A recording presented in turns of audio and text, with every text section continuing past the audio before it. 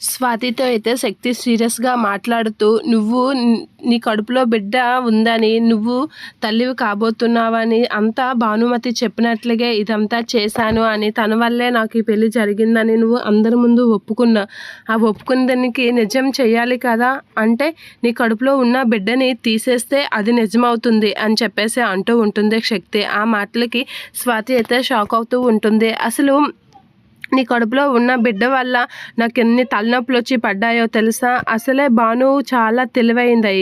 అది పెద్ద ముద్దురు. ఆ ముద్దురికి ఇప్పుడు తన మీద నింద పడిందని తెలిస్తే ఊరుకుంటుంది అనుకుంటున్నావా? ఖచ్చితంగా అది నిజం కాదని నిరూపించడానికి చూస్తుంది. అది ప్రూఫ్స్తో సహా అన్నీ కనిపెట్టే లోపు నీ కడుపులో ప్రూఫ్ ఉండకూడదు అని చెప్పేసి అంటూ ఉంటుంది. అంటే అర్థం కాలేదా అని అనేసరికి స్వాతి అయితే అలా చూస్తూ ఉంటుంది. ఏంటి అమ్మగారు అని చెప్పేసి అనేసరికి, నువ్వు చెప్పావు కదా అందరి ముందు భాను చెప్తేనే చేశాను, నా కడుపులో బిడ్డ లేదు అని, అది నిజమని ఒప్పుకోవాలి కదా అని చెప్పేసి అంటూ ఉంటుంది. అది నిజమని నిరూపించాలి అంటే నీ కడుపులో నుంచి ఇప్పుడు ఆ ప్రూఫ్ తీసేయాలి. ఇప్పుడు రేపు చిత్రతో పాటు హాస్పిటల్కి వెళ్ళి అబోర్షన్ చేయించుకో అని చెప్పేసి అంటూ ఉంటుంది. ఏంటి నువ్వు కంగారు పడుతున్నావా?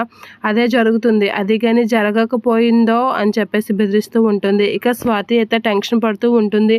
ఏంటి నేను మామూలుగా చెప్తే అది నిజం చేస్తారా? ఇప్పుడు ఎలా, నేను ఎందుకు అబోర్షన్ చేసుకోవాలి అని అనేసరికి, నువ్వు తల్లి కాబోతున్నావు అంటే ఇప్పుడు నేను సంబరపడిపోయి అందరికీ స్వీట్లు పంచుతాను అనుకుంటున్నావా? ఖచ్చితంగా అది జరగదు అని చెప్పేసి అంటూ అనేసరికి, అయితే అమ్మగారు అని చెప్పేసి అనేసరికి, చిత్రకి నేను అన్నీ చెప్తాను, తనతో నేను అన్ని విషయాలు మాట్లాడతాను, ఖచ్చితంగా నువ్వు ఇది చేసే తీరాలి, చేయకపోతే నా సంగతి నీకు తెలుసు కదా అని చెప్పేసి వార్నింగ్ ఇస్తూ ఉంటుంది శక్తి స్వాతితో.